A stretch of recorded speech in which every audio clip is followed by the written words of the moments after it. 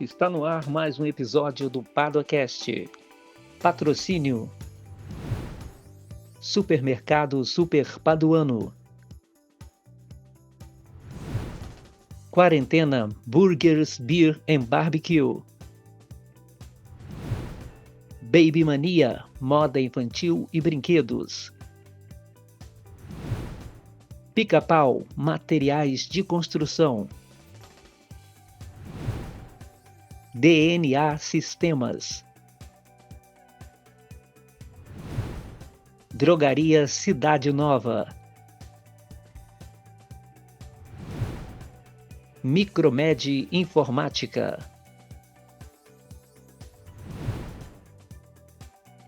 Mila Internet Fibra Ótica.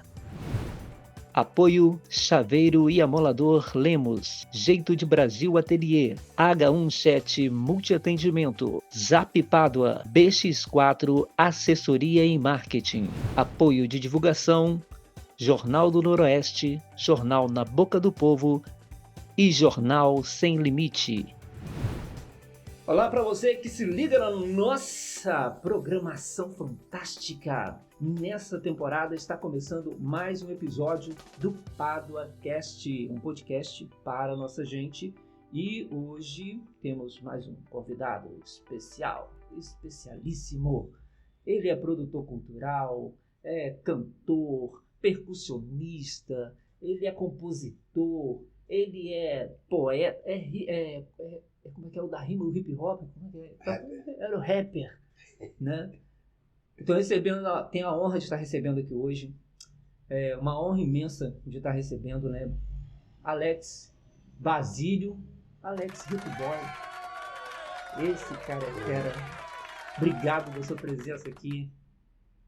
Demorou, mas cheguei, né? Demorei, mas cheguei. Isso aí, tio João. Pode chamar tio João, pai. Pode chamar. João Dia, mas... Tio João. Tio João. Então, já vamos deixar combinado aqui, porque Vamos lá. eu tive aqui com a Preta Pérola, né? Tive com a tia Emiliana também. E o tio João sai mesmo, é tio João, tio Vem João. tio João toda hora, né? Então já tá licenciado, eu, tio Alex, ele não vai ter como, às vezes vai fluir. Vai ver, tá? Beleza? Me conta um pouquinho, né, de como é que você entrou na vida artística, qual foi a sua primeira participação numa manifestação artística? Então, bom dia, boa tarde, boa noite para o senhor tio João, para toda essa galera que acompanha o PaduaCast, é um prazer imenso estar aqui. E a minha primeira manifestação artística foi na escola. Então, hoje eu trabalho com esse incentivo, né, nas escolas, é muito do que eu recebi na minha infância. Então, eu tive a oportunidade de participar de um concurso de dança. E, por incrível que pareça, eu ganhei o concurso de dança. Era um concurso de lambada na época. Lambada? Eu estava na 4ª série. Já era bagunceiro, já estava já anunciando que seria o fugitivo, que eu ia fazer um monte de aventura de fugir de casa. Mas a 4ª série, a escola era na rua da minha casa, então era tudo muito controlado ainda nessa fase. E eu era jogador de futebol, tinha arrebentado meu dedo jogando pelada na escola e tinha passos da coreografia que tinha que entrelaçar os dedos para poder jogar a dama para trás. Eu avisei que a gente não podia fazer aquilo que estava combinado, que meu dedo estava machucado, mas mesmo assim ela fez, esqueceu, no calor da emoção, foi pro chão, tadinha. Mas a gente levantou e continuou dançando, e é a minha maior experiência, porque ficou marcado essa do cair, levantar e continuar e ser beneficiado por essa insistência, não desistir, caiu, já parar, entendeu? Então foi muito bacana isso. E isso foi no Rio de Janeiro, lá em São João de Meriti, porque eu sou nascido em São João de Meriti, mas criado em Miracema. Porra, veio pra cá e ficou, ainda bem que ficou, né? Foi livre, espontânea pressão, mas foi muito bem-vindo, porque eu cresci com esse amor pelo interior. Então, quando minha mãe falava, a gente está indo visitar a Miracema, era sempre muito bem-vinda essa notícia. Eu vinha para Miracema com maior alegria, eu lembro, enquanto criança. E aí, quando chegou a minha adolescência, que eu vim para Miracema de fato, para morar, porque se eu continuasse no Rio de Janeiro sendo uma criança para adolescente, do jeito que eu estava indo, fugindo de casa, indo para lugares muito distantes, eu hoje não estaria aqui. Então, meus pais tiveram a sábia decisão de acalmar o meu ambiente, o local onde eu estava vivendo, me trazer para um lugar mais tranquilo. Então, Miracema foi, posso dizer que foi a salvação do Alex enquanto criança, e pôde beneficiar com ações culturais. Porque ao chegar na cidade, tinha muito na cidade festa de bairro, ainda tinha muita festa junina na nossa região ainda. E eu lembro bem que aí minha primeira manifestação em Miracema foi através da festa de bairro. Que aí, antigamente, tinha muito gincana, que eram os domingos, mas quando a festa começava, eles tinham que fazer alguma coisa para movimentar, até chegar a programação. Aí fazia com aquele monte de criança que estava ali à toa, e aí era um sorteio de um pastel com Coca-Cola, e aí eu fui lá para cantar meu rap. Cantei meu rap e ganhei um pastel com Coca-Cola. Porque quando eu vim, tinha quem tinha falecido recentemente quando eu vim para cá, Daniela Pérez, e aí eu vim já... Tinha o rap da Daniela, que eles fizeram na época, mas eu tinha a minha versão do rap da Daniela. Foi na sequência da Chacina de Vigário, Chacina da Candelária, e aí eu vim também fazendo minha sequência, minha versão na época. Eu com 12 anos já estava escrevendo algumas versões de música, e daí não parei mais, gincana, dançando, cantando, e tô aí até hoje. O que te influenciou no rap? Era o que você ouvia? Na época era o rap foi assim, pode dizer que foi a porta de entrada, né, pro movimento cultural, que abriu a minha visão pro mundo. Porque eu ainda no Rio de Janeiro, eu gostava muito de ouvir a falecida Rádio Imprensa. Eu digo, ela tá aí ainda, mas falecida porque ela era a rádio do funk. Ela de manhã abria, a imprensa num determinado momento, teve uma sacada com o funk, era funk 24 horas. De manhã começava funk e até a noite funk. Então, e dentro de casa, meus pais não queriam que eu escutasse funk, porque se deixasse eu ficava com o rádio o dia inteiro na Rádio Imprensa. Então tinha alguns momentos que eu podia escutar o funk, porque ainda, eles não entendiam muito bem essa situação, essa boa relação do funk, e ainda o funk foi muito discriminado e ainda é discriminado, e eu passei por isso muito de perto, porque quando eu decidi, eu vou cantar funk, por tudo que eu escuto, por tudo que eu faço, por tudo que eu vejo, eu vou cantar funk. E minha mãe muito preocupada, como sempre mãe, mas meu pai foi uma pessoa que sempre me apoiou. Ele falou, se é isso que você quer, então nós vamos colocar isso como um trabalho, como profissão. Então a gente vai fechar show, a gente vai atrás para poder ver o que a gente pode fazer. Então meu pai me ajudou muito para poder arrumar um empresário, para gravar música, para cair na estrada, para fazer parceria. Mas o funk não foi. Eu tinha que ser muito bom, porque tinha muita gente boa explodindo. E do interior aqui a gente não conseguiu emplacar ninguém. Eu fiz parceria com o Rony durante muito tempo, o Rony Rico Boy. E a gente, o sonho de ser famoso, de fazer com que a nossa música tocasse nas rádios, esse sonho ainda continua nos nossos corações, porque a gente não conseguiu fazer isso emplacar. E depois de um tempo da minha vida, eu parei de cantar para poder me dedicar mais para a dança. Foi quando eu virei a chave dentro do rap, porque aí eu passei a pesquisar o hip hop, não o funk carioca somente. E aí, aquelas referências que eu tinha do funk carioca, que é o que sacudia os bailes, eu comecei a ir na contramão para um estilo que as pessoas não valorizavam muito. Porque quando chegava no baile, falava assim, toca um hip hop aí, toca um rap aí. Caraca, o vagabundo queria me bater, porque tava tudo muito acelerado, de repente tinha que tocar uma parada que era mais lenta, e meia dúzia curtindo aquilo. Então eu comecei a entender um pouco mais sobre o hip hop, essa resistência do hip hop. E aí fui pro break, e aí me arrisquei jogar umas tintas na parede para fazer uns grafite. Fui pra rádio para poder fazer programa. Comecei a cantar uns rap, então assim, eu dei uma de maluco e assumi os 4 elementos da cultura hip hop para poder fazer ele valer a pena em Miracema. E aí foi onde veio o projeto Tempo Livre. E o Hélio Ferreira falou uma frase para mim que ficou na minha cabeça e não saiu. Que você dançando hip hop, você no hip hop você é bom. Mas só que no mercado você tem que ser bom pra caramba. E se você não for bom pra caramba, você não vai ficar. Então você tem que fazer agora o que você tem de melhor ao seu redor que as pessoas não fazem. Aí você pode ser muito bom, porque você vai dominar isso. E aquilo ficou martelando na minha cabeça, direto, porque eu tinha como referência, através das revistas, que a gente estudava hip hop através de revista e fita cassete. Então, o senhor foi dono de locadora, então eu rodava aquela locadora tudo caçando festival, caçando as coisas, filmes de dança. Então, através desse movimento, dessas pesquisas, eu descobri que no interior de São Paulo, lá em Diadema, tinha uma casa que era referência no hip hop.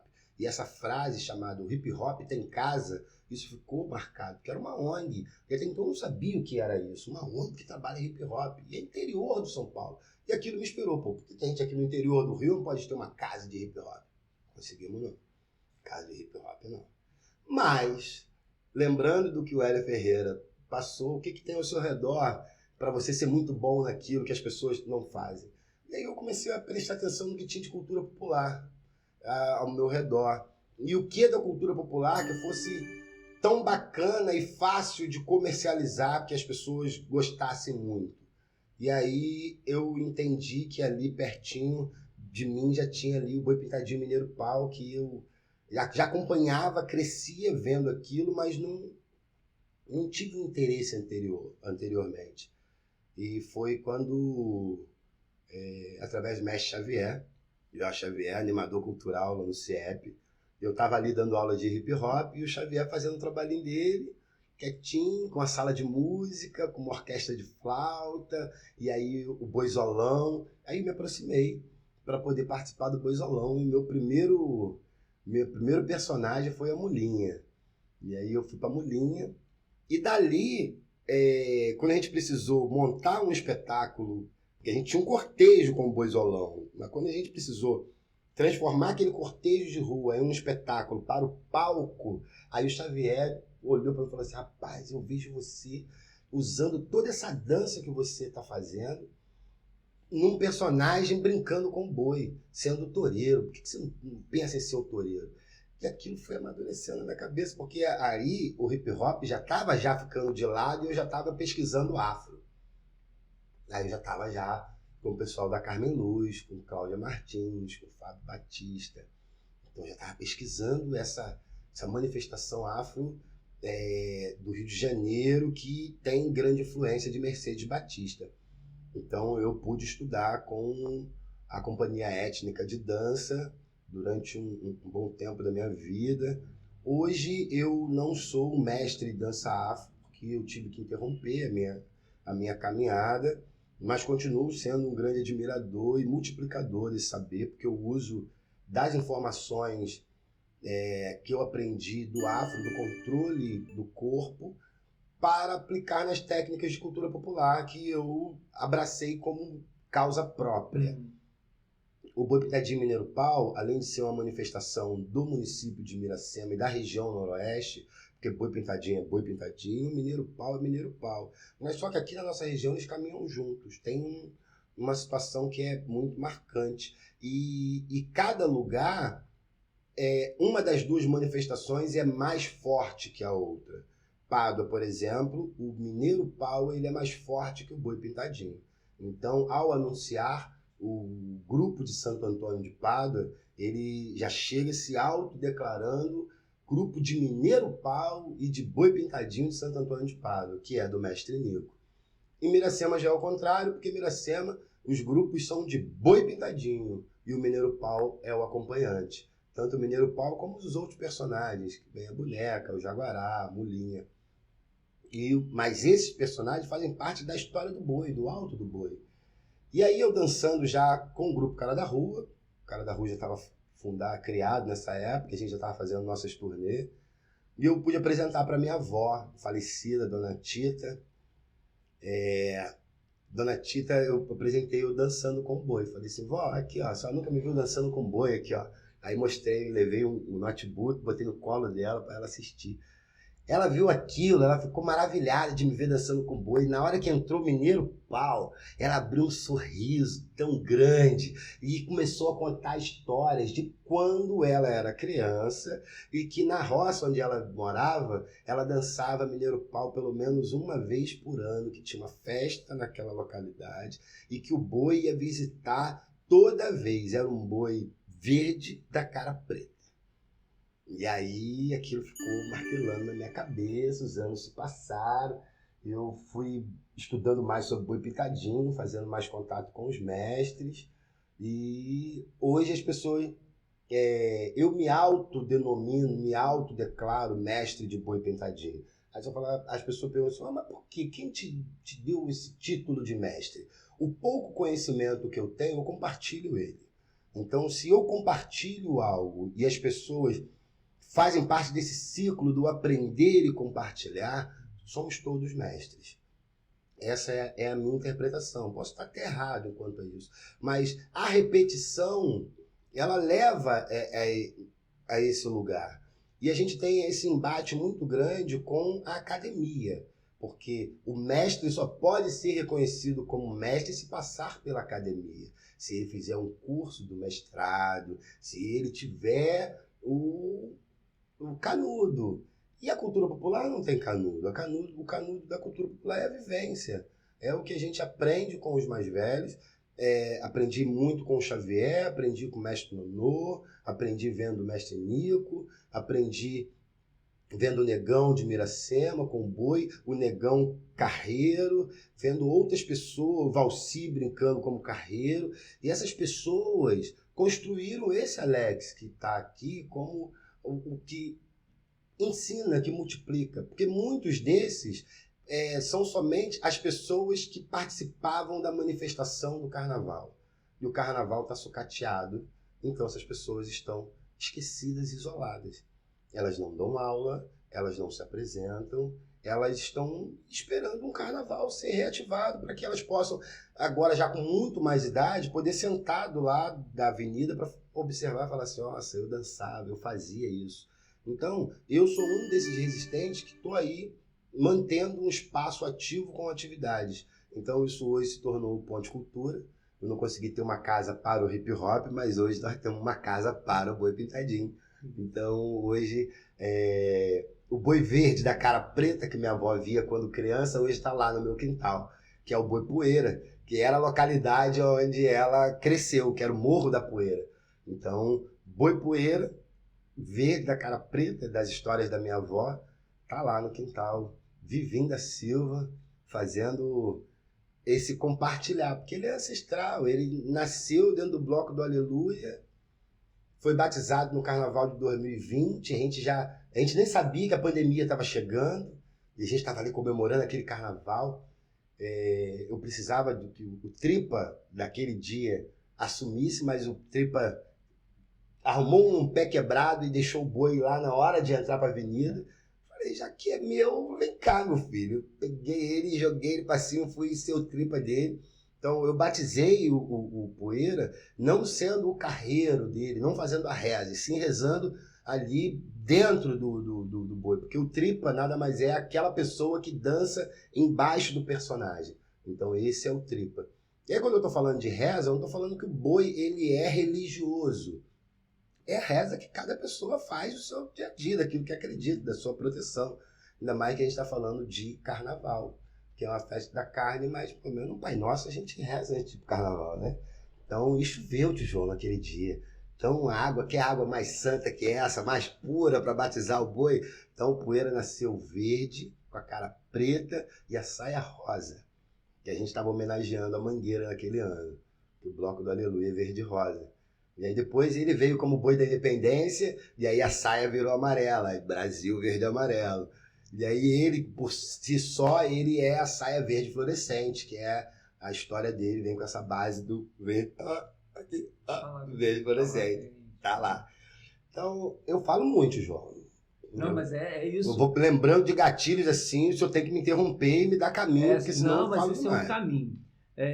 Eu vi que você citou algumas pessoas que são muito importantes. A sua avó, principalmente, é de uma importância gigantesca, porque eu acho que quando você tem uma informação dessa, muda, né, a sua relação com a manifestação, né? Muda totalmente, e aí você, pelo que você relatou, né, tudo tinha mais a sua avó do que da própria manifestação que você encontrou, né? Faz mais sentido.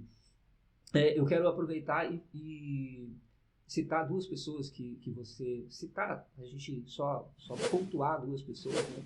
Uma é a Carmen Luz, né? Eu queria que você falasse um pouco da sua experiência dela, e a outra que foi a primeira bailarina negra do Teatro Municipal, né? Fala um pouquinho pra gente dessas duas personalidades aí. Então, a Carmen Luz eu conheci através do projeto Tempo Livre, que foi o projeto do Sesc Rio.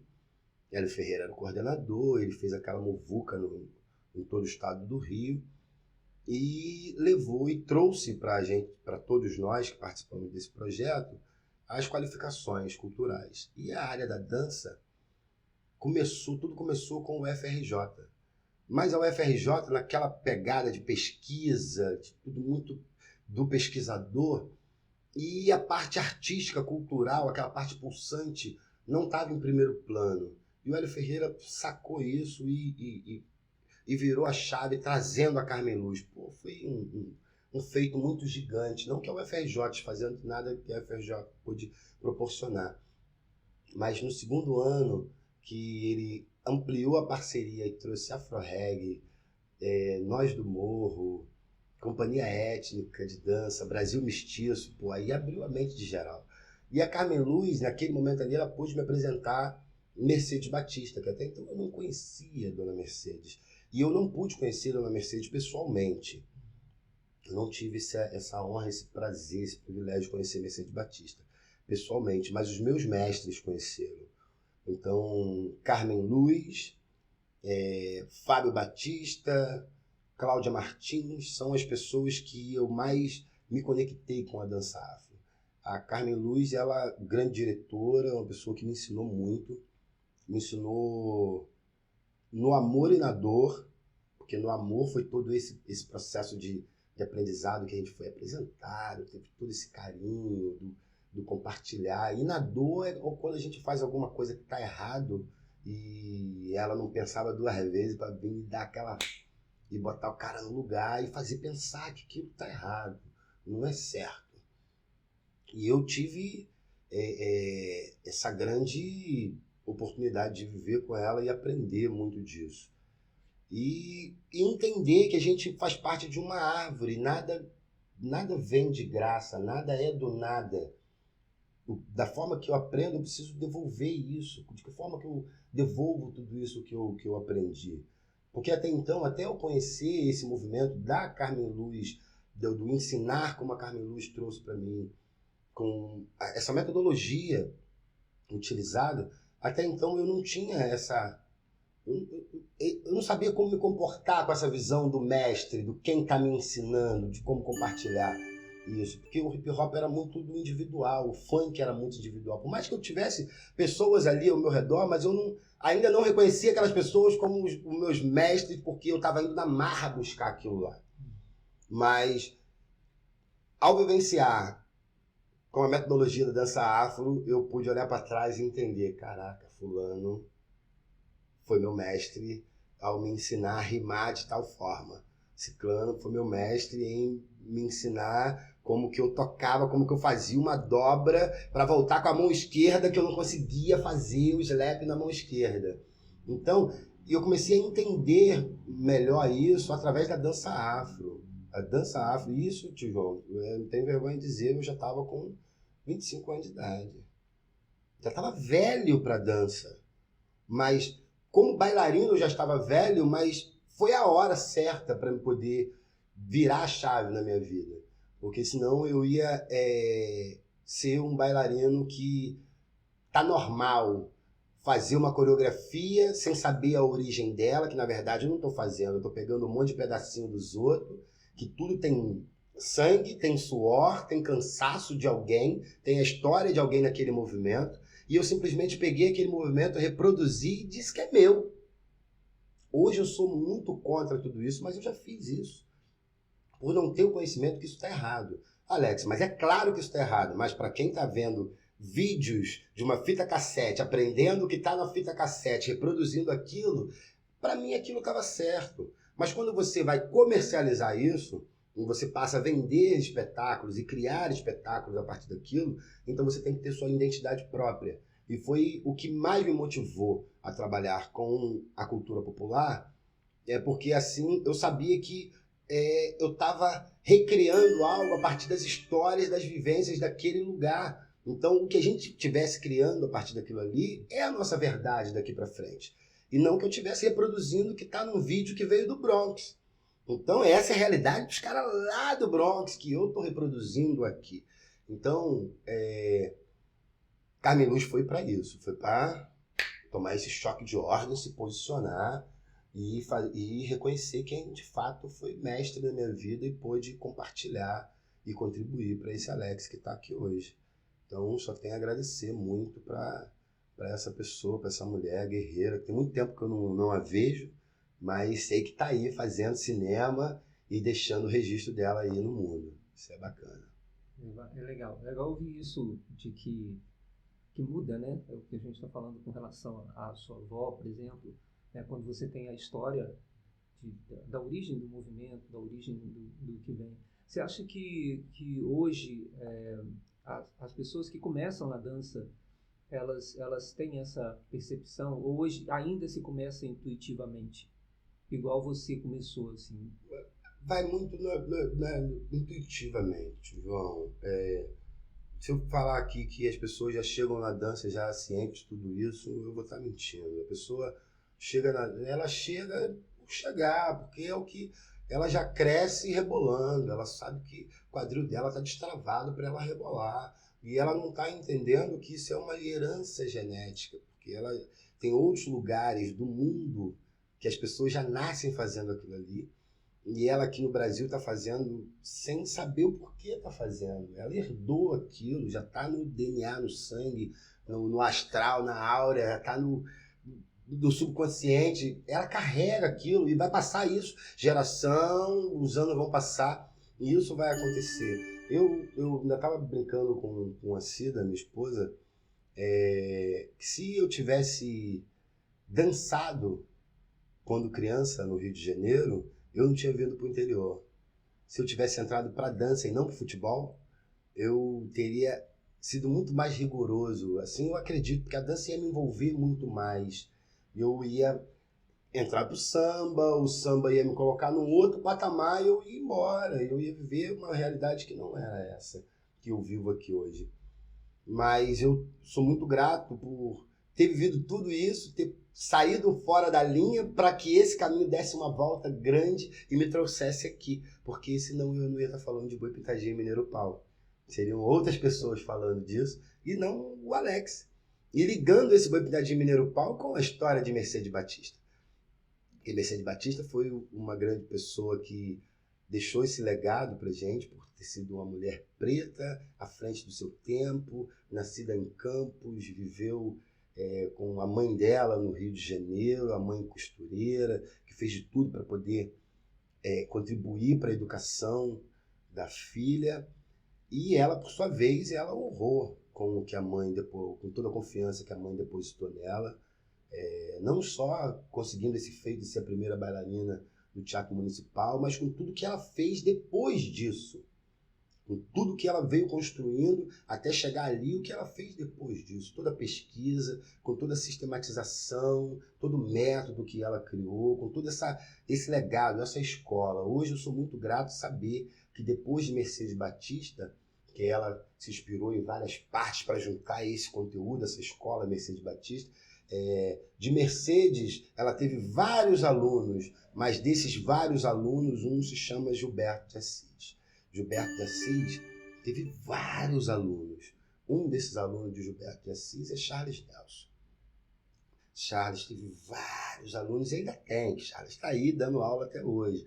E desses alunos de Charles Nelson, de vários que ele teve, Cláudia Martins e Fábio Batista. De vários que eles estão aí na ativa, tá aí Alex Basílio. E nessa mesma árvore de Alex Basílio tem Roberta, que já parou de dançar, mas tem Davison, que está na comissão de frente da Mangueira, Carlos Felipe, que está lá nos Estados Unidos, que hoje é a nossa Chantel. Tem Davidson, que está aqui em Miracema, dando continuidade. Dedê Salustiano, que está aqui em Miracema, dando continuidade.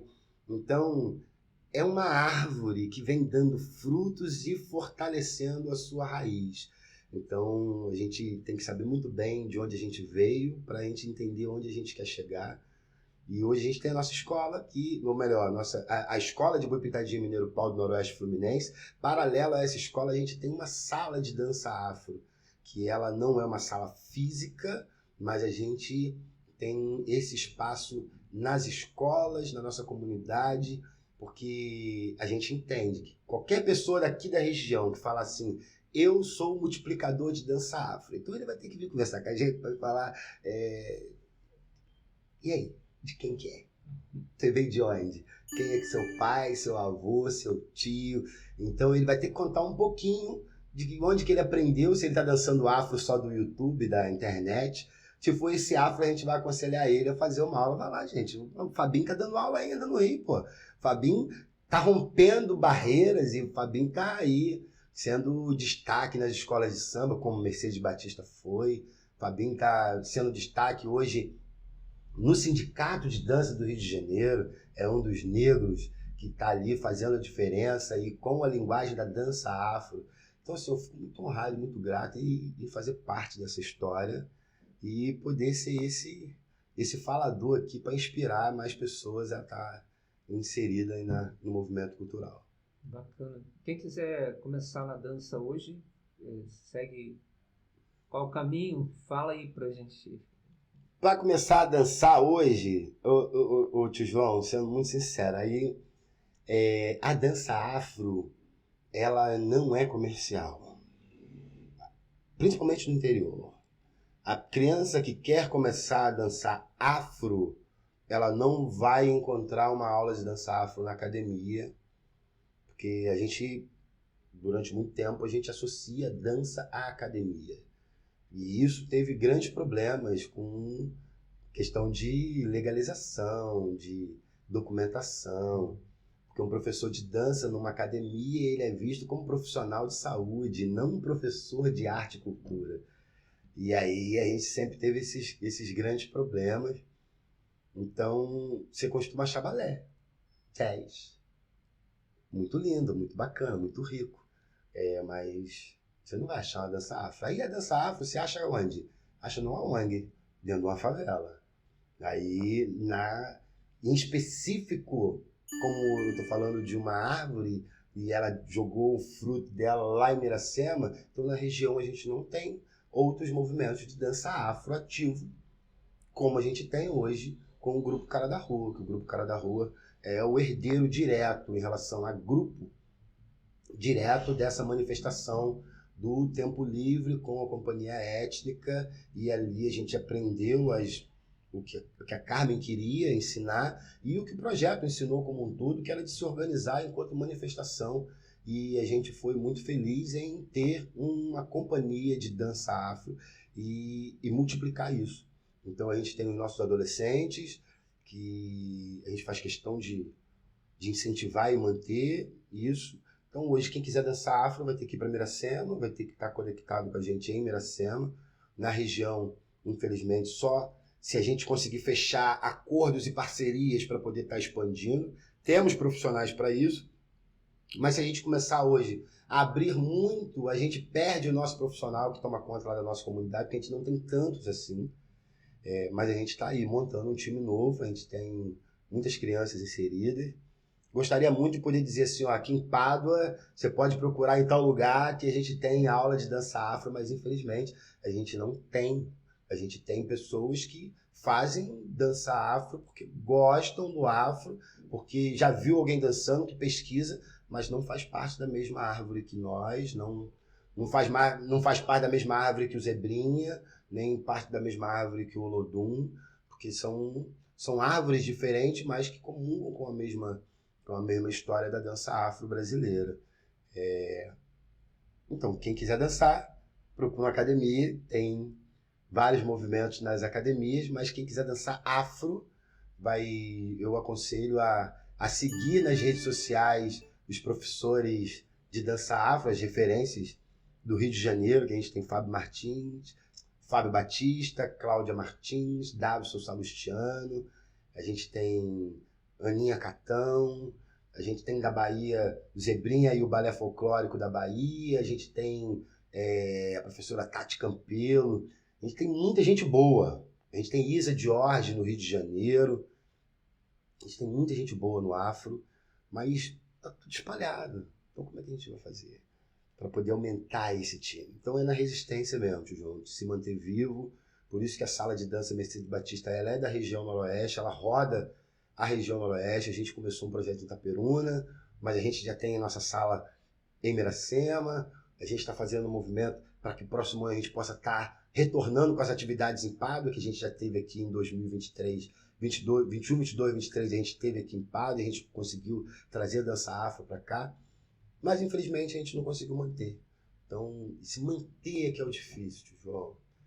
E poder preparar um profissional e colocar ele numa comunidade, aí não é só o profissional da dança, aí a gente tem que ter aquele que vai produzir a aula, e que produz a movimentação artística, que conhece os alunos, que vai produzir o espaço, igual a gente tem lá o nosso ponto de cultura, lá na comunidade, e lá no nosso ponto de cultura a gente tem boi pintadinho para adulto, que é o poeira, boi pintadinho para criança, que é o boi amoroso, a gente tem a dança afro, que está interligada nisso tudo, porque as baianas dançam afro, as baianas são personagens do Boi Pintadinho, mas elas dançam afro, então é obrigatório lá no quintal saber dançar afro. Ah, mas como? Então a gente tem aula de dança afro para a cultura popular. Diferente lá do nosso núcleo do Cara da Rua, que tem aula de dança afro para dança afro.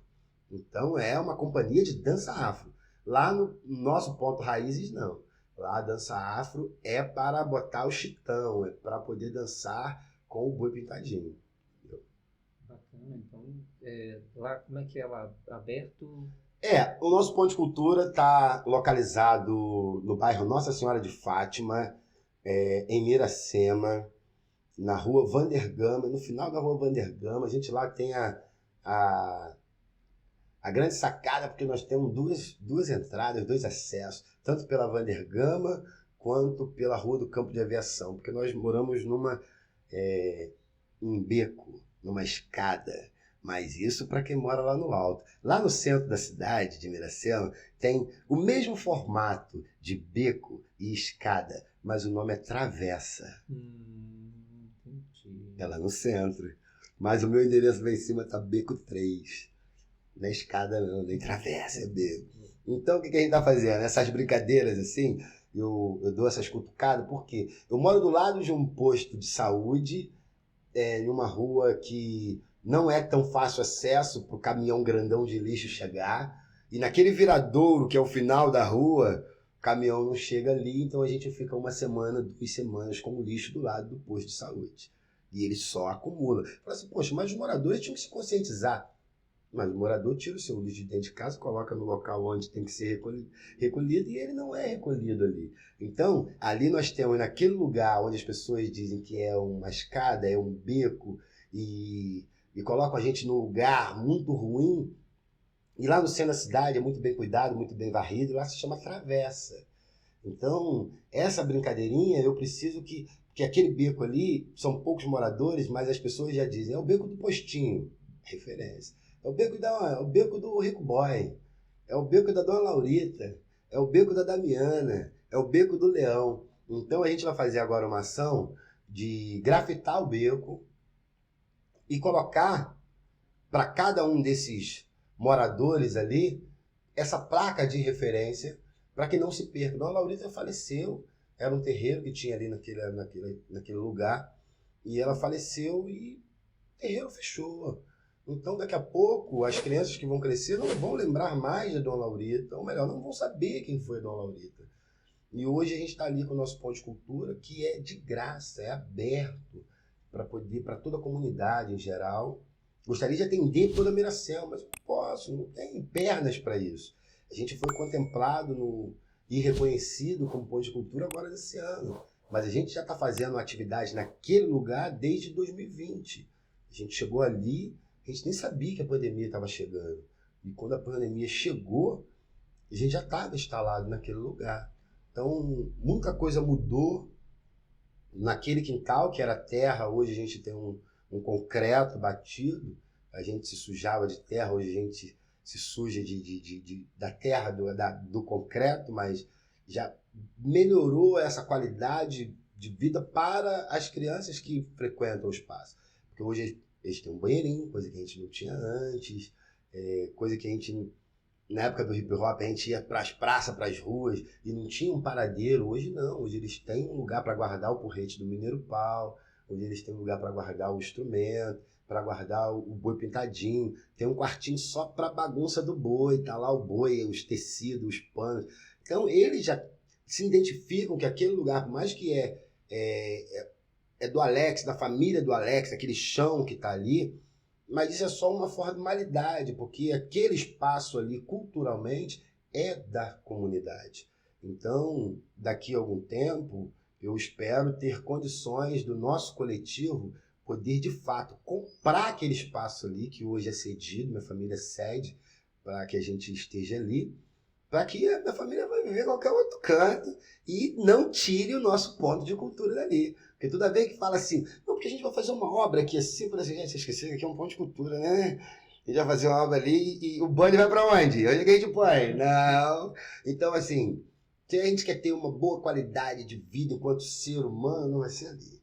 Porque a minha qualidade de vida enquanto ser humano é o artista que vive naquele lugar. Porque eu acordo batucando tambor, eu vou dormir batucando tambor, e criança na porta de casa de manhã cedo, e se bobear até o último horário do dia, tem criança, tio, e eles chegam querendo consumir, porque eles estão sedentos de informação, eles estão querendo um lugar para estar. E a gente está numa comunidade muito carente,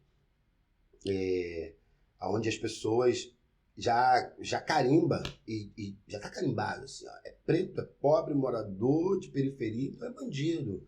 Então, muitas daquelas crianças ali pode acabar se tornando bandido, de fato. Esse bandido que a gente sabe que a sociedade já pintou e já traçou um caminho para ele poder chegar lá. Ó, meu filho, você vai crescer, vai ser bandido, porque seu pai seu avô seu tio é.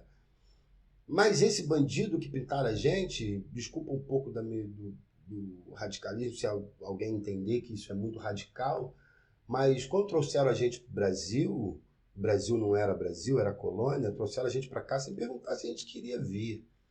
E aí, mas vocês vieram para cá porque preto sequestrou vocês e vendeu para o branco.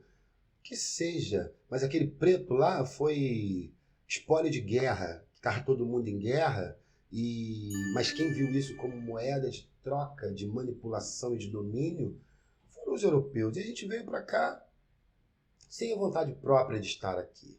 E depois que a gente já estava aqui, que veio essa lindeza de liberdade, essa liberdade que a gente teve nisso de lá para cá. Então não teve um acerto, não teve um desenrolado. Minha tataravó é italiana. Você olha para mim e vai dizer que eu tenho sangue italiano? Não, eu sou preto. Então o que a pessoa está vendo é o que ela determina o que eu sou. Mas se for puxar aqui vai ver, vai encontrar que tem sangue italiano, que veio, aí tem o documento da minha tataravó, que chegou aqui de navio. Chegou de navio e os descendentes e a família dela ganharam terra, lugar para trabalhar. E a outra parte da minha família, da minha raiz, que já estava aqui antes da minha tataravó chegar de navio. Essa parte a gente não tem livro nenhum, tio João. Eu não tenho registro do navio, eu não tenho registro da chegada. Eu tenho de quem veio da Itália, eu tenho registro. Agora quem veio da África não tem esse registro. Então, muitas vezes, quando eu falo desse lugar, as pessoas falam assim, pô, mas você está se vitimizando, você não pode olhar assim, pô, irmão, você não tem como falar por mim porque você não vive o que eu vivo. Você não sabe que você entrar no supermercado e ter 2, 3 já te olhando e as câmeras todas já mirando para você, esperando que você vai colocar um pacote de biscoito para dentro das calças. Porque na maioria das vezes, quando a pessoa entra para dentro do supermercado e põe um pacote de biscoito, é porque ela está com fome. Entendeu? Então, assim, eu vou pegar aquele que está roubando um pacote de biscoito, vou dar um pau nele, vou massacrar ele, vou prender ele. Aí sabe quanto tempo o cara vai ficar preso? 3 anos, 4 anos, porque roubou um pacote de biscoito. Enquanto essa mega operação maravilhosa que fizeram no Rio de Janeiro foi só para fazer essa limpeza, uma mega limpeza. Uma limpeza de quê? Limpeza de gente preta e gente pobre. Porque a gente sabe, quem coloca o fuzil dentro da favela não é aquela gente preta, pobre, que está lá com o fuzil na mão. Não tem dinheiro para comprar e não tem a logística para fazer aquilo chegar lá. Mas é mais fácil colocar uma mega operação para ir lá limpar. Poderia ter sido eu, tio João, lá no Rio de Janeiro, naquele lugar, porque a cultura não me salvou e eu fui parar naquele lugar. Muitos foram assim, que a cultura não salvou o cara, e a cultura me salvou. Ela me tirou do Rio de Janeiro, me trouxe para o interior, mas poderia ser eu lá no Rio de Janeiro, que de São João de Meriti para Penha é um pulo, eu poderia estar lá fechado na Penha. Seria estranho ver esse negão na Penha? Não, tio João. Seria mais um número. Esse número que infelizmente a gente está contabilizando de pessoas que foram executadas dentro da mata. Mas é tudo bandido. Porra, mas eles foram executados, irmão. Eles tiveram o direito de ir para um julgamento. Não, o julgamento dele foi lá dentro da mata mesmo, pronto, acabou. Então a gente teve mais de 130 mortes na favela e teve 4 policiais. E hoje a gente tem esse peso. Nada contra a morte dos policiais. Eu entendo que os policiais estavam ali fazendo o trabalho deles, que era certo de fazer. Mas foram 4 mães de policiais. E as mais de 130 mães dos caras lá da favela? Ninguém fala dessas mães. Então são mães pretas que não têm orgulho do filho ter entrado pro tráfico, porque ela lutou, batalhou pro filho não cair lá. Ela não queria estar chorando agora porque o filho morreu. Mas e aí? Como é que faz isso? Todo mundo lá teve o hip hop para poder se inspirar? Até teve, mas conseguiu manter isso firme? Todo mundo lá teve um boi pintadinho para poder contar uma história? Eu tive, e eu me agarrei a isso. E vou continuar me agarrando a isso, levando isso como conhecimento para minhas crianças. Porque eu não estou dentro do Rio de Janeiro, estou no noroeste do estado, mas o Rio de Janeiro vem para cá. Toda vez que tem uma operação dessa daí, chegam os novos professores, que o cara sai de lá, vem para cá e começa a fazer o movimento que é dele aqui. E eu, como um agente cultural, eu tenho que ter esse jogo de cintura, de saber que esse menino que está crescendo comigo, eu tenho que ter muito cuidado com lidar com ele, porque amanhã pode ser ele o dono desse pedaço. E aí, como é que a gente lida com isso? E aí eu sou um envolvido? Eu sou uma pessoa que eu trabalho com cultura. Eu vi aquela criança crescer, mas em algum momento a criança desviou o caminho e ele se tornou chefe desse lugar aqui. E aí, como é que é isso? Eu não consigo entender muitas coisas, então só vivendo. E aí essa vivência, por isso que eu dou uma de maluco. Eu vou pra política, eu dou uma de maluco, eu vou brigar para poder dizer para as pessoas que nós, pessoas pretas, de pele preta, porque tem muita gente preta que não tem a pele preta, mas que se reconhece, porque o pai é preto, o avô é preto, a família toda é preta, mas ele herdou a pele mais clara. Mas as pessoas que têm a pele preta não têm para onde se esconder. Ela já chega sendo preta e ela pode estar com o melhor terno, pode estar muito bem arrumada, mas o currículo dela é impecável, mas o currículo vai ficar para depois, porque ele vai ser visto depois. Depois eu vejo. Alex, é muito radical. Não, meu irmão, vive o que eu vivo. E não tem como você viver o que eu vivo. Só se você for igual a mim, que vive no mesmo lugar, que tem a mesma condição que eu, a mesma pele que eu, a mesma disposição que eu. Mas só que você vai para olhar para os gestores culturais, a gente falando da política cultural hoje que é aplicada no Brasil, pós-pandemia, veio uma descentralização dos recursos, fazendo com que chegue na ponta, para os fazedores, nós, que sofremos tanto com a cultura, a gente consegue acessar esses recursos hoje através digital. Mas quem pensa nos editais, quem escreve os editais, quem gesta esses editais, não são as pessoas pretas. Quem bate o tambor é preto, quem conta a história do tambor é gente preta, quem está lá guardando a bandeira e o tambor nas casas para futura geração é gente preta, mas quem pega na caneta e escreve o que deve, como deve fazer aquela manifestação ali, é a pessoa branca. Fala assim, pô, Alex, mas isso não tem nada a ver. Claro que tem, meu irmão. Claro que tem. O cara não sabe o que ele está falando, ele só sentou ali porque foi um cargo político, botou ele ali, e ele tem que agora decidir o que vai ser da história da minha família, que eu estou carregando há mais de 200 anos. Não, tá errado. Então, por isso que eu insisto de falar para as pessoas, para os meus alunos, para as pessoas da minha cidade, que nós, enquanto pessoa preta, a gente tem que botar a cara mesmo. Tem que botar a cara de ir fazer a faculdade, botar a cara de ir estar estudando, botar a cara de se meter na política, de ser o presidente de bairro, de tentar ser o prefeito, de tentar ser o vereador. Tem que tentar para que... Como você não vai ganhar, mas as outras pessoas que vão vir depois vão olhar e falar assim, caraca, aquele cara ali, ele tentou, eu vou tentar também.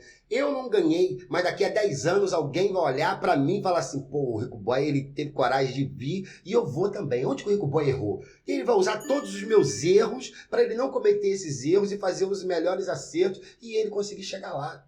Então a gente vai ter ainda no interior o primeiro prefeito preto, que a gente não tem no interior, entendeu? A gente tem a história de Miracema, por exemplo, a gente está tendo lá a primeira prefeita eleita, mulher da história do município. Mas a gente tem uma prefeita na história do município, mulher, que não foi eleita, mas foi um tampão de um mês. Então usaram uma mulher para fazer um tampão de um mês, para depois o outro homem sentar ali e não sair mais, ficou anos e anos. Então, assim, e aí você para olhar, de todos esses homens que vieram até aqui, não é preto. Aí, pô, Alex, mas tá muito radical. Não. É bonito falar de preservar o patrimônio material quando você consegue tocar nele, porque ele é material. E aí, quando ele é material, alguém teve dinheiro para construir ele. Não se sabe como, mas teve dinheiro. Então, aqueles prédios bonitos, aquela fachada maravilhosa de 1900 antigamente, é valorizado, porque é patrimônio material, é cultura. Mas é cultura de quem teve dinheiro para poder deixar aquele prédio do jeito que está ali. Agora, o patrimônio imaterial, ele é muito mais rico do que o material, mas ele não é valorizado, porque é uma cultura que você não toca nela. Ele não está materializado, mas ele está vivo, porque sou eu que transmito oralmente para você, que reproduz através do seu corpo, que passa para o outro, e a gente está aqui, vivo, resistindo. Mas fala que o nosso patrimônio material é mais valorizado que o outro? Não. Miracema a gente tem o 4º município do estado do Rio de Janeiro com uma quantidade de patrimônios tombados. E aí você para analisar que isso é resultado de uma pesquisa de uma pessoa. Então é o resultado... tem mais pessoas envolvidas, mas o Marcelo de Martino é o grande responsável por essa pesquisa. E eu tenho muito que agradecer o Marcelo, porque através da pesquisa do Marcelo abre caminhos e lacunas para a gente poder ir preenchendo e questionando sobre essa construção da cultura popular. Porque eu sou um grande questionador. Porque se o centro da cidade está tombado, por que a gente não tem coisas tombadas lá na comunidade? Mas porque a comunidade não se preocupa em fazer esses tombamentos. Então, minha preocupação, por exemplo, a Praça do Cruzeiro. A Praça do Cruzeiro é linda. Tem uma cruz lá no alto. Cruzeiro, tem uma cruz. Vai chegar um prefeito, alguém, que vai tirar a cruz de lá. A comunidade vai continuar sendo Cruzeiro. E ele vai botar, sei lá, um globo. Vai botar uma Bíblia. Vai botar não sei, qualquer coisa, uma pomba. E vai ser uma nova praça, e vai descaracterizar uma praça que tem uma história, que aquele cruzeiro ali era um ponto de rotatória do leite, aonde vinha várias rotas de leite ali no alto, e ali eles se concentravam para o leite poder descer para a cidade. Era um ponto de abastecimento ali no cruzeiro. Então por isso sempre foi muito perigoso, porque tinha essa questão do comércio ali. Então o cruzeiro sempre foi famoso ali desde o início do cruzeiro. E minha avó pôde me contar que ela participou da procissão que plantou a primeira cruz no cruzeiro, que foi uma cruz de madeira, que teve uma procissão com o senhor cônego na época, e teve ladainha, teve reza, teve tudo isso para aquela cruz de madeira, que não existe mais, mas tudo começou com uma cruz de madeira. Então, e o cruzeiro não é tombado. Então a gente está falando de um patrimônio material da nossa comunidade, carregado de imaterialidade, que são as histórias dali do nosso lugar. E aí? Alguém vai acabar mudando isso.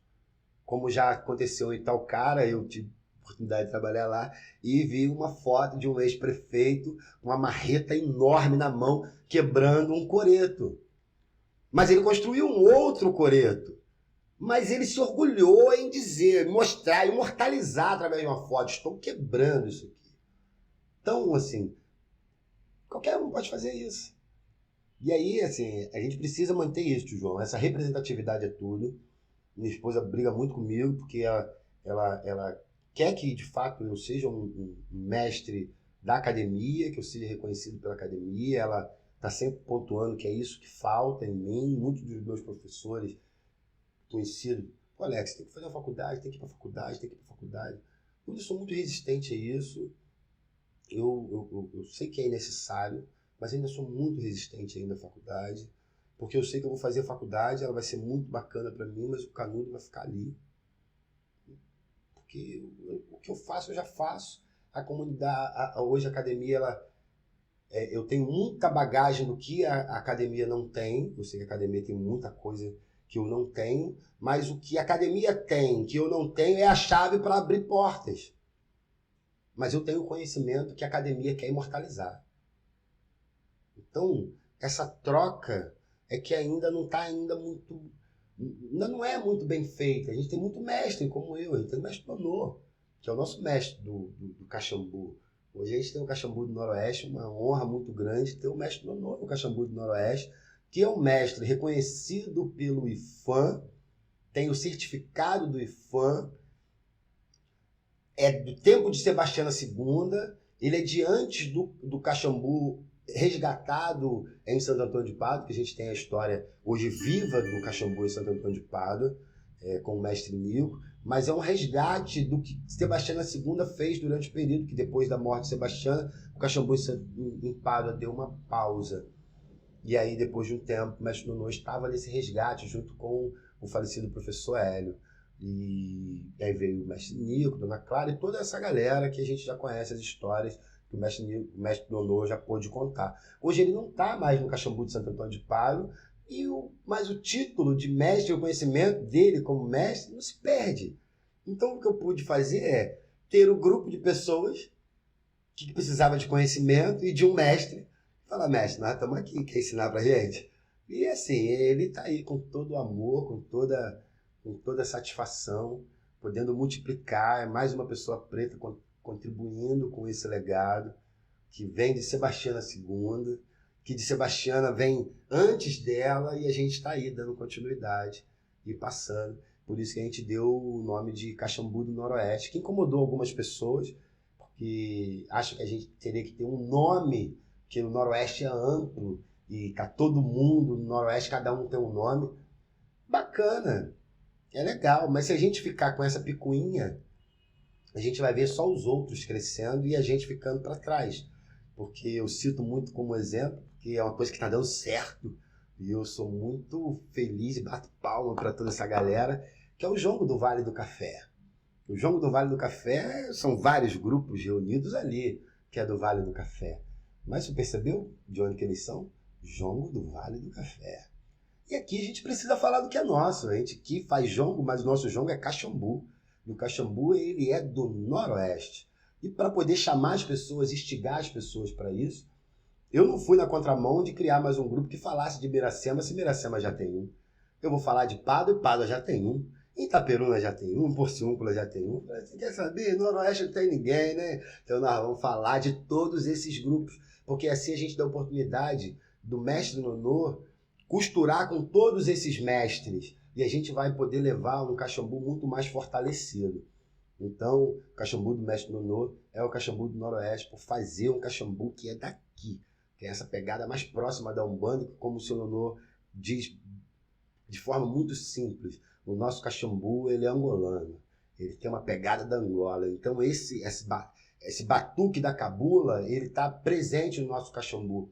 Ele não tem essa pegada da umbigada, como tem no Jongo da Serrinha, como tem no Vale do Café. Aqui a gente tem o mancado, que é o mancado ou manqueado, que é nada mais nada menos que você dançar mancando. E com esse mancado você vai para frente, você vai para trás, você gira, você abaixa, você levanta e você faz o que o seu corpo permite fazer, porque dança desde criancinha até um idoso que tiver condição de dançar. E foi vendo Timané no Quilombo São José dançar com a bengalinha dele na mão que me inspirou de não parar de dançar, mesmo estando com o joelho estourado, com o quadril estourado, agora tendo mais as complicações de rins, mais hemorroida, mais as outras coisas que a idade traz com a gente, mas a gente tem que cuidar de tudo isso e não parar de dançar, não parar de estar com a cultura popular.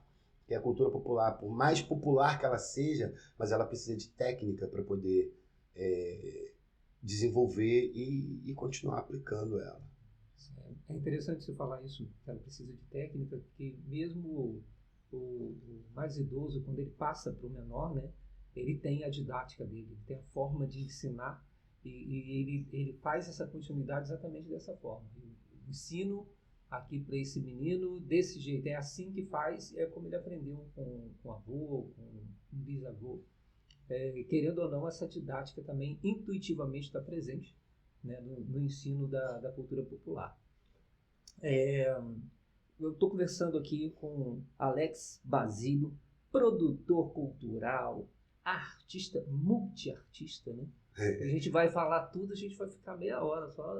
O Júlio Gravano costumava dizer: eu estou aqui com o Alex Basílio, multifacetado. Ele era figurado. Isso é verdade. E aí ele está falando sobre Mestre Nonô. Mestre Nonô tem um episódio com a gente aqui também. Fiquei muito honrado, né, por ser uma pessoa que eu tenho desde a infância, né?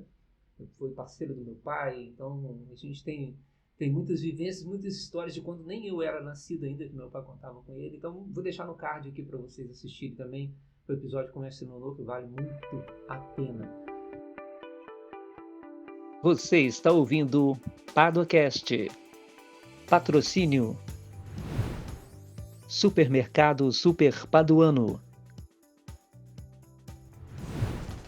Quarentena Burgers, Beer and Barbecue. Baby Mania, moda infantil e brinquedos. Pica-Pau, materiais de construção. DNA Sistemas.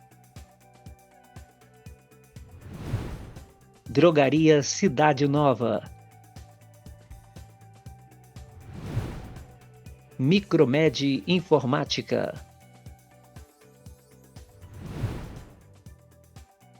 Mila Internet Fibra Ótica.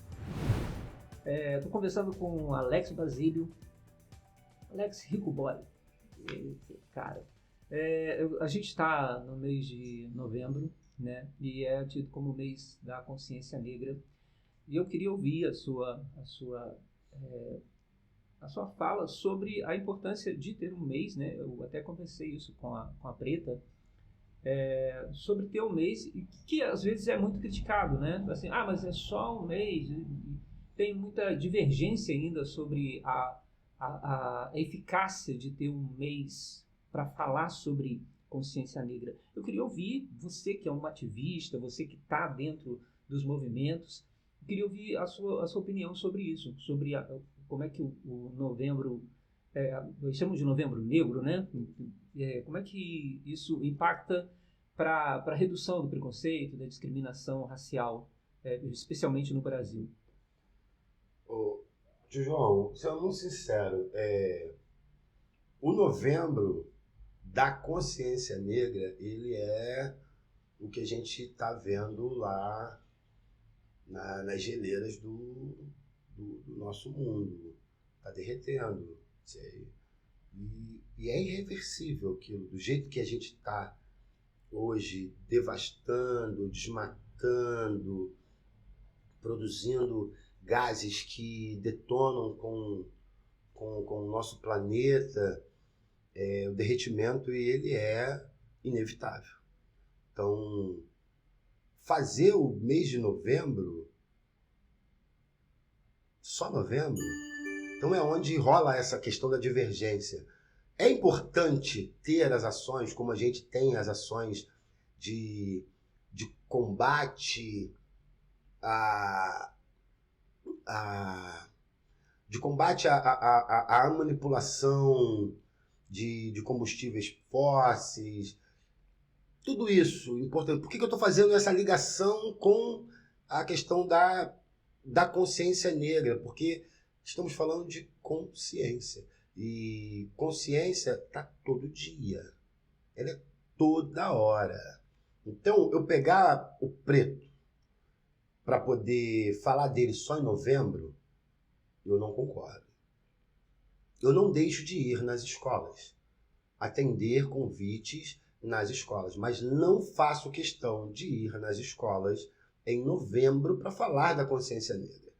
Eu faço questão de estar nas escolas o ano inteiro, falando da consciência que a gente precisa ter o ano inteiro no cuidado com o coleguinha que é preto, que tem o cabelo sarará, que tem o cabelo durinho, que gosta de usar um black power, o outro menininho que tem todos os seus risquinhos, a menininha que ainda não sabe a importância, mas que já tem uma trança na go, que é a trancinha carreirinha, a outra já faz trancinha de ladinho. Então, essas importâncias é o que eu carrego e levo no dia a dia. Como eu falo sempre, de colocar o preto em lugar de destaque. Então, a consciência, ela é no dia a dia. Novembro, eu valorizo mais em falar que novembro é o mês de zumbi. Porque muitos querem falar da consciência negra para apagar a identidade de zumbi. Então, é fácil falar do 13 de maio, porque o 13 de maio eu tenho um documento assinado chamado Lei Áurea, um documento que é mais uma peça dessa colcha de retalhos chamada golpe no nosso território. Porque essa colcha de retalho foram muitos golpes para a gente poder chegar e ter esse Brasil que é hoje aí, um golpe atrás do outro. E a nossa salvadora, a Princesa Isabel, na minha interpretação, humilde interpretação, me desculpe se eu estiver equivocado, mas foi mais um golpe. O pai dela não estava ali para assinar, ela assinou, ela não era regente e ela assinou um documento. Ah, mas ela pensou na gente. Não. Ela pensou no interesse econômico da época. Então, se tinham 100 pessoas consumindo, agora passou a ter 3.000. Porque era esse número, 3.000 negros escravizados para servir 100 pessoas brancas da época. Então, seriam 3.000 para poder consumir. Então, a maior população carcerária é negra e ela não é de hoje, porque a primeira lei de vadios ela veio logo depois da lei que libertou todos os negros. Então, se ele não tinha terra, se ele não tinha trabalho, ele não tinha nada, ele era um vadio. Então, ele era preso. Muitos foram mortos e muitos resistiram. E aí, ó, a maior quantidade de pessoas internadas enquanto crianças nos presídios juvenis são pretas, que já é o futuro do presídio adulto, que são pretas. E aí a gente tem que falar disso só em novembro? Só novembro? Porque novembro é preto? É diferente se a gente vai fazer uma prevenção de saúde, vamos falar do novembro azul, porque saímos do outubro rosa e vamos falar do novembro azul. Legal! Dividir o ano em várias cores para tratar vários temas de saúde. Agora a gente está falando de um racismo que é estrutural.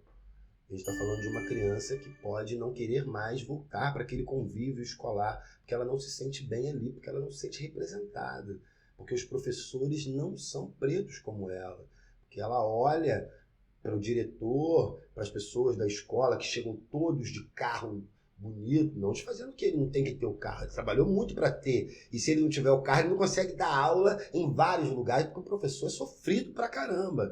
Mas só que a maioria dos professores que estão ali ensinando para aquela menina, que está ali com o cabelo todo sarará, a professora chegou bonita, mas a professora não tem a mesma pele que ela, não carrega o mesmo cabelo que inspira ela. Então tudo que ela quer é a primeira oportunidade de alisar o cabelo para ficar com o cabelo liso igual da professora.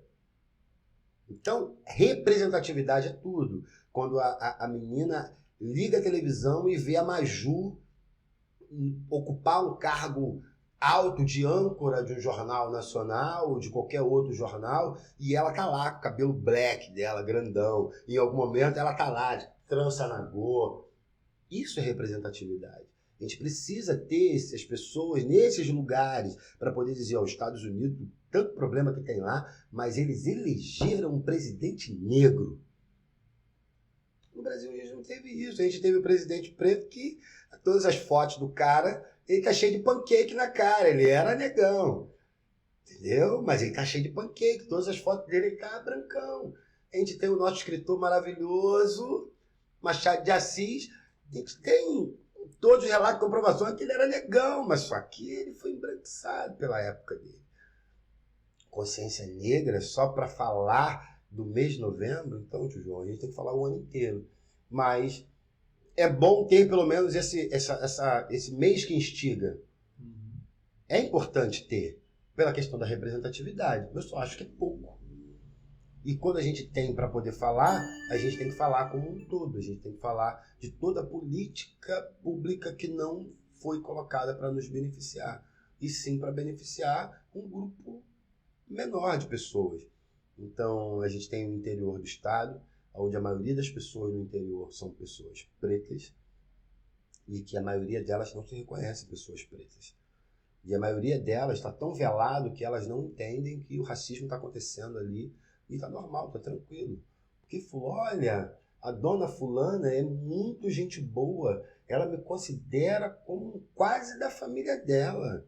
Eu cresci, eu sou quase irmão do fulano, doutor fulano de tal. Cresci com ele, é quase meu irmão. Quase irmão. Ele estudou pra caramba e você estava trabalhando. Quase irmão. O quase irmão. Ah, eu morei lá na casa dele. Para que desse tempo para ele estudar e você pudesse limpar as botas, limpar as roupas, limpar tudo, deixar tudo preparado, porque você é um quase irmão. Então a gente aqui no interior, a gente ainda se coloca nesse lugar de, sou muito grato, muito feliz, porque eu sou jardineiro do doutor fulano de tal, 40 anos jardineiro. Poxa, sou muito feliz pelo cara ter a profissão de ser jardineiro. 40 anos ali naquela mesma casa. Pô, tio. E os filhos dele, esse jardineiro, não se formaram igual os filhos do seu patrão. Entendeu? Mas são pais e irmãos. E aí a gente não tem uma pauta que fale sobre isso diariamente nas escolas. E aí quando chega novembro, eles só querem fazer dança. Aí chega em novembro, eles querem fazer uma mesa para falar assim, os africanos comiam feijoada, os africanos comiam angu, os africanos comiam... Porra, isso é sacanagem, pô. Não é por aí. Pra fazer uma mesinha para dizer o que a gente comeu ou deixou de comer. Só naquele período ali que vai valer essa pesquisa. E aí a gente vai ainda afirmar... Eu brinco muito com a minha mãe, porque minha mãe é uma pessoa que tem pouco conhecimento acadêmico, mas é uma pessoa com conhecimento de vida gigantesco. Nossa, sua mãe também é assim. Eu tenho a honra de conhecer sua mãe, ter essa maravilha das mães, de ver filhos homens que são apaixonados e honrados pelas mães que a gente tem. E a minha mãe Sônia é uma grande mulher, como ela mesmo diz. Eu sou uma grande mulher, porque ela é baixinha, ela não é uma mulher grande, ela é uma grande mulher. E ela tem, sem saber, ela tem essa herança linguística do povo banto, do povo negro, que ela é o craro, é o Flamengo. Mas não está errado, mas está errado. Não está errado, está errado. E essa guerra do tá errado com não tá errado? Porque é Flamengo, é claro. Mas só que a gente, como eu falei lá antes, a gente herdou muita coisa do nosso DNA e tem povos e etnias que foram escravizados aqui no nosso país, que o L, nesse lugar que ele se encontra aqui no Brasil, ele não, na língua portuguesa, ele não existe. Então ele tem um R naquele lugar. Então por isso, para muitos, quando fala do craro, do Flamengo, é muito mais forte, porque ele está falando certo, ele não está falando errado. Mas pra gente aqui está errado e tem que fazer essa correção. Então, eu fui um que falei durante muito tempo, falei assim, não, isso está errado, isso está errado. Até entender que isso é natural e isso a gente não aprende na escola. Está nos livros, mas não nos é ensinado nas escolas. E a gente tem que dar o jeito de aprender e compartilhar com os nossos. Então, quando eu vejo minha mãe brincando, eu reforço, é claro, mãe. Porque ela é uma grande mulher. E esse ensinamento dela no dia a dia, eu vou levar para o resto da minha vida. Ela não vai estar aqui mais e eu vou continuar ensinando para meus filhos, para meus sobrinhos, para meus alunos. Esse respeitar o próximo, saber chegar, saber sair. E dinheiro nenhum paga isso. Entendeu? Então, ser preto no mês de novembro é saber a sua história, saber de onde você veio, saber para onde você vai, saber que você precisa e quer e necessita de muito mais do que um mês de novembro para poder afirmar a sua história e garantir o seu futuro. Então, eu preciso do ano todo, não preciso só de novembro, não. Mas deixa novembro ali, porque a gente tem que ter uma data, né? Então deixa novembro ali. Mas eu vou aproveitar e vou ficar o ano inteiro falando, batendo, martelando. Bacana. É bom, obrigado pela sua explanação, por essa colocação, que isso fortalece, né, também as pessoas que às vezes têm uma dúvida, né, estão inseguras, eu penso ou não penso por esse caminho, e isso ajuda muita coisa. Esses dias eu vi um vídeo, um corte, né, do pastor Henrique Vieira, né, e o pastor Henrique Vieira, ele fez uma frase que me deixou pensando muito, né, sobre o que você falou com relação ao preconceito estrutural que a gente tem, né? Ele disse ele disse, é fato, o Brasil tem menos tempo de liberdade dos escravizados do que tempo de escravidão. Então, a gente teve quase 400 anos, né? E a gente tem muito menos que isso. Então, talvez esse preconceito estrutural que a gente tem, que às vezes as pessoas negam, né? E a gente fala, eu tento esclarecer às vezes isso, cara, isso tá na gente. Isso, querendo você, tá em você, né? Porque já veio e já tá. Você acha que isso é possível acabar? Assim? Você acredita que um dia...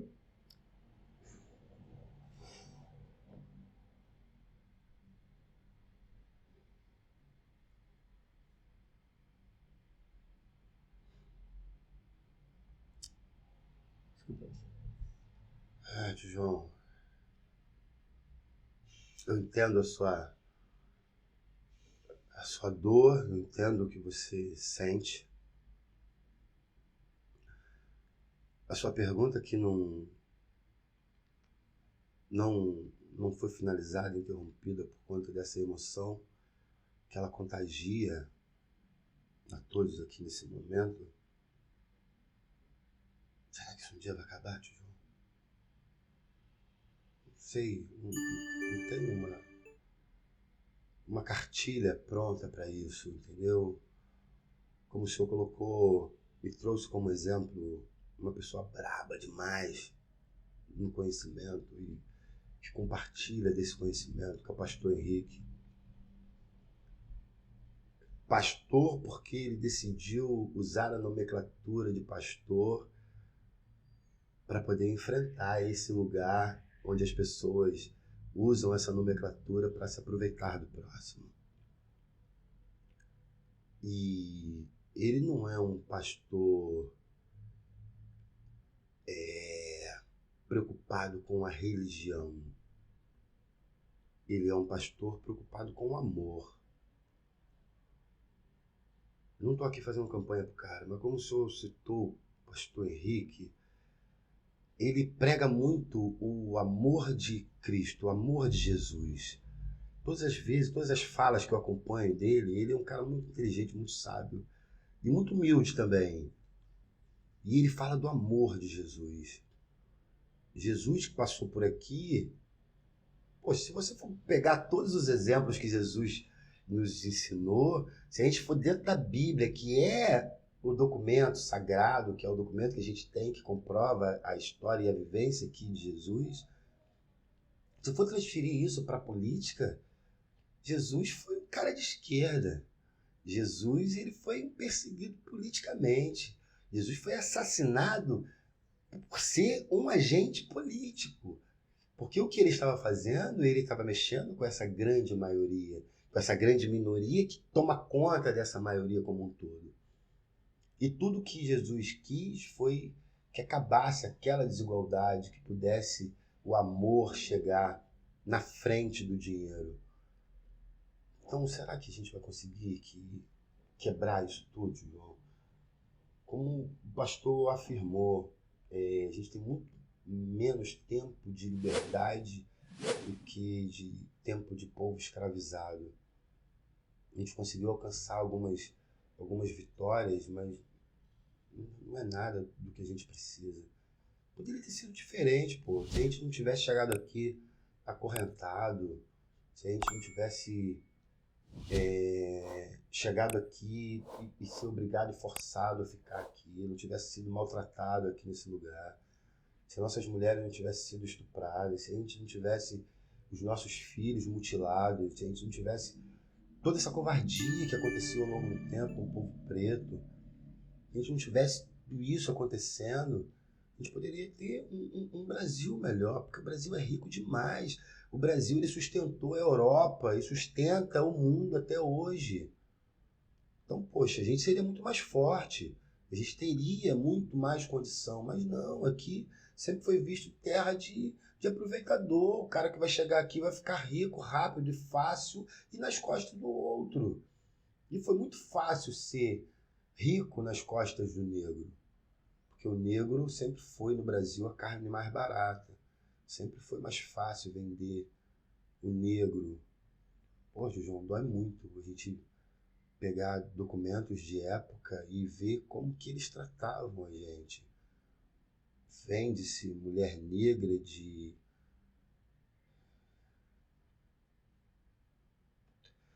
boa postura, boa parideira.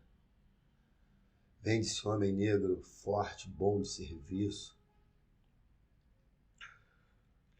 Criança em perfeitas condições, com dentes saudáveis. Porra, isso... Não sei, eu não tô... Essas lágrimas que estão saindo, não é porque eu tô forçando lágrimas para poder ganhar like, para ter maior visualização. Para não ficar muito chato, pode cortar a maior parte disso. Porque as pessoas olham pra gente nesse momento de choro, de dor, e colocam a gente como vítima. Você não precisava estar chorando, não, pô. Seja forte e encara essa dor. E hoje a gente vê que a forma de encarar essa dor é estudando na nossa tradição oral, entendendo que o povo egípcio, a história do Egito foi usurpada e hoje a gente tem os faraós pintados, brancos, lindos, mas a gente entende que todas aquelas esfinges sem nariz é porque foi arrancado esse nariz de batata delas, que era o negão que estava lá, já imortalizado numa escultura, como a gente estava falando do patrimônio material. O patrimônio material do negro estava lá naquelas esfinge. Mas vamos descaracterizar? E a primeira forma de desumanizar isso é arrancando orelha, nariz, deixando uma condição de inumano. Então aquele ser que a gente olha lá, ele não é humano. Não tem nariz. Mas quando você reproduz o nariz daquele rosto, você vai ver que é um negão que estava ali. E não tinha condição do povo que vivia ali ser um povo europeu. É um povo preto, que foi usurpado. A gente tomaram muita coisa nossa. E a gente vê isso acontecendo hoje. Muito. E hoje eu tenho a infelicidade de muitas vezes deparar com projetos culturais, com pessoas que trabalham com gente preta e que faz discurso para fortalecer gente preta, que na hora que pega a caneta faz a questão de invisibilizar. faz questão de não deixar que aquele vídeo tenha o mestre se apresentando. Quando o mestre vai falar o nome dele, o lugar que ele é, rola uma edição que corta aquilo tudo e só aparece o pedacinho que beneficia o restante do grupo. Eles fazem questão de não colocar as informações como o mestre colocou ali, cedeu. O nome do grupo é esse e é dessa forma que tem que se falar. Aí eles falam do jeito que eles querem. Mas pagou um cachê. Então eles estão tranquilos porque foi pago.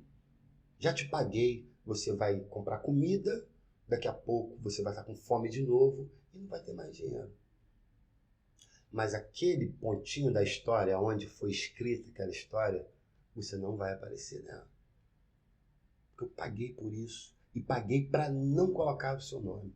Então, essa covardia, que eu vejo isso como gente covarde, e tem muita gente na cultura hoje dessa forma, independente se ele é preto ou se ele é branco, porque essa desumanidade ela vai muito além da cor da pele. Porque muitos acabam... A gente sabe que Miracema é um nome indígena. A gente tem Itaocara, um nome indígena. Cambuci. Cadê os indígenas desse pedaço nosso aqui? Foram todos exterminados. Todos exterminados. E se a gente for cavar para poder fazer reforma das nossas igrejas católicas aqui, a gente vai achar ossada. Porque a igreja católica chegou e trouxe os indígenas para perto, porque com a ideia de catequizar todos eles. Cadê esses que foram catequizados? Cadê essas famílias em algum canto, ó, lá protegido, lá aquele pessoal ali? Cadê? Não tem ninguém, tio João. Aí hoje a gente encontra meia dúzia de oportunistas que diz, eu sou indígena, que meu avô, que minha avó. Aí ele auto se afirma, mas ele tem um olho claro, ele tem o cabelo europeu, ele tem o traço de pele europeu e não é indígena. Ele vai precisar de exames, documentos, DNA, de comprovação, de justiça para dizer que ele é um indígena. E sendo que ele quer autoafirmar. E sendo que as pessoas olham, não é aquilo. Então, já que eu nasci preto, eu não preciso autoafirmar que eu sou preto. Eu tenho sangue indígena, eu tenho sangue de europeu. Mas, se eu quiser um passaporte europeu, eu vou ter que cavar um monte de documento para poder provar que meus ancestrais eram europeus. Mas eu ainda vou conseguir, porque a gente vai arrumar uma briga com a família, mas a gente vai conseguir ainda. E tem os registros.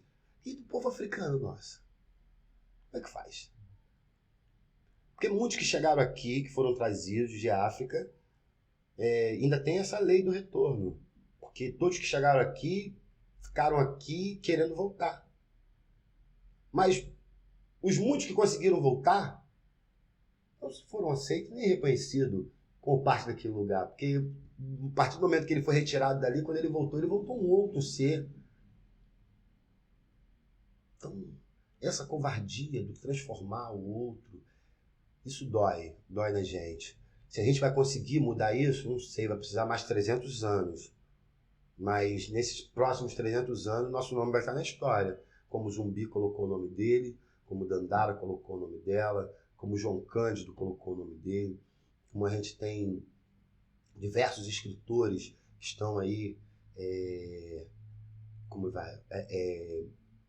a gente fugiu o nome da mulher, Conceição Evaristo, como a gente tem Lázaro Ramos, como a gente tem essa galera preta que está vindo mesmo, com sangue no olho, e colocando o nome na história. A gente tem Pastor Henrique, a gente tem Dani Monteiro, a gente teve Marielle Franco, pessoas que pensam no próximo, que vivem a realidade do próximo e que se colocaram nessa condição de transformar a vida do próximo. Marielle morreu para transformar a vida do próximo.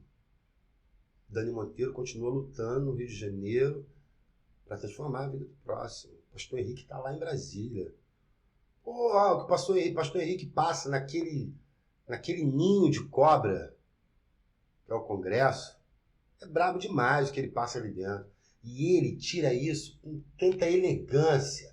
Um homem preto, sabendo o que está dizendo, letrado, culto, que fala baixo no momento que precisa falar baixo. Se tiver que gritar e bater na mesa, ele também vai gritar porque ele sabe fazer tudo isso. Então, assim, a gente só tem que se orgulhar dessas pessoas, porque a gente está escrevendo. Cada um no seu lugar, cada um da sua forma, a gente está escrevendo as nossas histórias. Então, por isso que hoje eu faço muita questão de lembrar da Carmen Luz, quando ela me ensinou que eu não podia pegar trechinhos de coreografia dos outros e montar uma coreografia nova e dizer que aquilo ali era coreografia minha, sendo que aquele monte de pedacinho tem suor e sangue dos outros, história de um monte de gente. Por mais que eu possa dizer, eu me inspirei no grupo tal, no grupo tal, no grupo tal, mas só que aquilo ali é plágio. Aquilo ali é se apropriar do outro, sem dar crédito devido para o outro. Então hoje eu sou meio radical com isso, da pessoa pegar uma batida da percussão que é cultuada e cultivada naquele determinado território e ele dizer que é dele. Mudou a roupa, mudou a forma de entrar na música e disse que é algo novo, que é dele. Eu sou contra isso. Então vamos dar nome.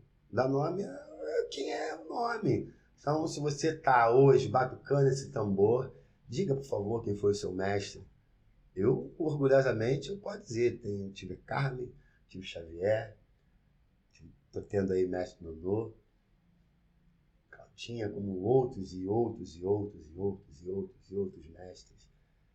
Eu posso aí, meu primo Júnior Beni, meu mestre que me ensinou a sambar, que enquanto criança eu sambava com uma perna só. Pé direito vai para frente e vem para trás. E o Júnior foi a pessoa que destravou a perna esquerda para falar, não, meu primo, ó, direita, agora esquerda. E esse passinho do direita, agora esquerda, o resto da vida. Então eu compartilho dessa mesma tecnologia, desse mesmo saber que meu primo pôde me ensinar. Então são esses mestres que até então, até conhecer a Carmen, eu não reconhecia, não entendia que aquele passinho lá no quintal, coisinha de churrasco de família, era um ensinamento ancestral que meu primo estava fazendo comigo. E que hoje eu reconheço que ele foi uma pessoa muito importante naquele momento para mim. Então reconhecer esses mestres é saber de onde a gente veio, onde a gente está e entender onde a gente quer chegar. Então por isso o nosso novembro, ele é muito maior do que só o mês de novembro, ele é o ano inteiro. E só agindo dessa forma, com espaços como este, no seu podcast, trazendo pessoas como o Alex, como o mestre Nonô, como o mestre Nico, pessoas que têm sua opinião própria, pessoas pretas que estão à frente do seu tempo, para poder imortalizar isso, que daqui a 200 anos nós vamos estar na internet e as pessoas indo pesquisar e estudar para entender o que a gente vivia, o que a gente comia, o que a gente falava, o que a gente comungava nesse momento. Então, só tenho a te agradecer, tio João, muito obrigado por abrir esse espaço, por entender de onde o senhor veio, aonde o senhor está, aonde o senhor quer chegar, para que possa trazer essas pessoas como nós aqui e a gente poder contribuir para esse futuro. Muito obrigado, só agradecer. Eu quero agradecer demais. Eu quero deixar combinado um outro Chama que eu venho. Uma segunda edição, né? Chama que eu venho. Só chamar que eu venho. Né, para a gente conversar mais sobre outras coisas. Tem muita coisa. Muito assunto. Até porque carnaval vem aí também. Carnaval vem aí. Entendeu? Então eu gostaria de falar também sobre isso, fazer uma edição para falar sobre carnaval, que eu acho importante dessa manifestação. No mais, eu quero te agradecer demais pela sua amizade, né? Eu tenho esse privilégio, pela sua parceria de sempre. Eu falo que geralmente eu sou um privilegiado nesse sentido, né? A minha maior riqueza é ter esses amigos maravilhosos. Obrigado por estar aqui hoje e compartilhar um pouco da sua vivência, da sua experiência, da sua visão de mundo, né? E eu espero que o futuro seja melhor para todos nós. É muito bom estar aqui com o senhor hoje e espero poder voltar para falar mais sobre essa caminhada, que é muita coisa, né? A gente acaba se perdendo um pouco, deixando de falar de muita gente, de muitas das nossas ações. A gente está inserido em muitas frentes. Então, para um menino que jogava futebol pelas ruas, por ser aquele viciado em bola, mas que já tinha a cultura pulsando, que já dançava, que já cantava, que já estava escrevendo, e que deu continuidade a tudo isso, e que ajudou a escrever a história de vários grupos. Hoje a gente tem o Cara da Rua prestes a comemorar 20 anos de caminhada. 20 anos. Então, nesse Cara da Rua que se tornou ponto, hoje é pontão, hoje a gente está aí disputando altos editais, a gente está de novo na nossa comunidade, trabalhando com as crianças que a gente sempre trabalhou. E quando eu digo crianças que a gente sempre trabalhou, porque a gente está trabalhando, as crianças que a gente começou há 20 anos atrás cresceram, têm filhos, e esses filhos hoje estão com a gente.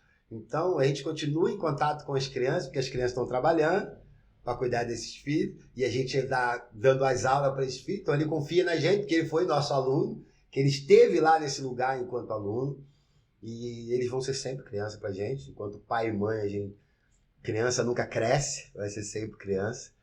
Então, esse cuidado com o próximo se estendeu através do Cara da Rua, que hoje a gente tem o nosso ponto de cultura, que é o Raízes do Gueto. O Cara da Rua fez filho, digamos assim, multiplicou, e a gente tem lá o Mestre Abelha, que é o Jairo. O Jairo também tem um bloco, que também somos todos aí, não saímos do Cara da Rua, mas paralelo ao Cara da Rua temos as nossas ações individuais que ajudam a fortalecer essa identidade cultural da localidade. E, assim, só abre para a nossa parceria. Tudo que eu mais quero é resgatar a nossa história enquanto a gente estava estudando teatro e poder te levar lá para a nossa comunidade para montar um núcleo de teatro lá.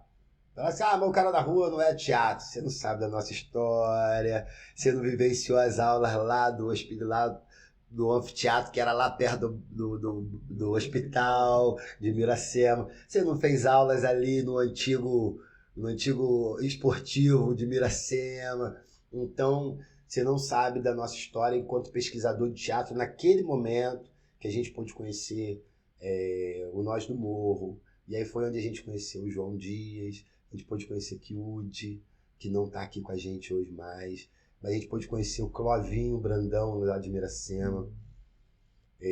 Não é o Clovinho que foi prefeito? Não. Estou falando de gente boa, muito boa lá, que é do teatro, da cultura. Não que o outro não seja gente boa, mas virou prefeito, vira gente ruim, né? Automático, entendeu? E eu quase virei gente ruim, eu fui candidato, então ia ser gente ruim automaticamente. Mas falando do teatro, em breve eu quero te levar em Miracema para fazer umas aulas com a gente e não deixar o senhor sair mais de lá, para a gente poder, porque a gente teve Bueno durante muitos anos, que fez teatro na nossa cidade. A gente tem hoje o Gabriel, que está lá fazendo teatro na cidade, está mantendo vivo. Então, o teatro ainda existe na nossa cidade, mas ele não está com a força que a nossa cidade merece. E eu espero em breve ter poder, força e articulação cultural para poder estar te levando para lá e fortalecer esse laço, porque o senhor é o cara do teatro na nossa região. Falou teatro na região noroeste, João Dias, em Santo Antônio de Pádua. Sem desfazer dos demais. Responsabilidade. Mas o tio João é o nosso norte, a nossa estrela guia. E a gente segue mesmo. Bom, mais uma vez, brigadão. Já fica combinado uma chamar. Segunda edição, entendeu? Então, você que gostou desse papo, já deixa seu comentário aí também, do que você acha do que a gente colocou aqui, né? São temas sempre muito delicados e necessários. Eu acho extremamente necessário falar disso. Também esse foi uma das coisas que eu gostaria de ter o Alex aqui, o tio Alex, né, tio Alex, pra gente falar sobre isso. Às vezes a gente conversa sobre, mas aqui a gente tem uma conversa compartilhada, mais ampliada, viu? Esse foi mais um episódio do PadaCast. Para você que ficou acompanhando a gente aqui, o nosso muito obrigado. Tem mais episódios aí com gente que ele falou aqui, com o Mestre Nunu, tem com a Preta, tem com o Mestre Nico. Vai maratonando o nosso canal aqui e siga a gente nas redes sociais. Se você acessar padacast.com.br, você acha lá todos os caminhos para o que a gente anda fazendo. Um abraço para você e até o nosso próximo episódio. Valeu! Você ouviu Padocast. Patrocínio Supermercado Super Paduano. Quarentena Burgers, Beer and Barbecue. Baby Mania, moda infantil e brinquedos. Pica-Pau, materiais de construção. DNA Sistemas. Drogaria Cidade Nova. Micromed Informática.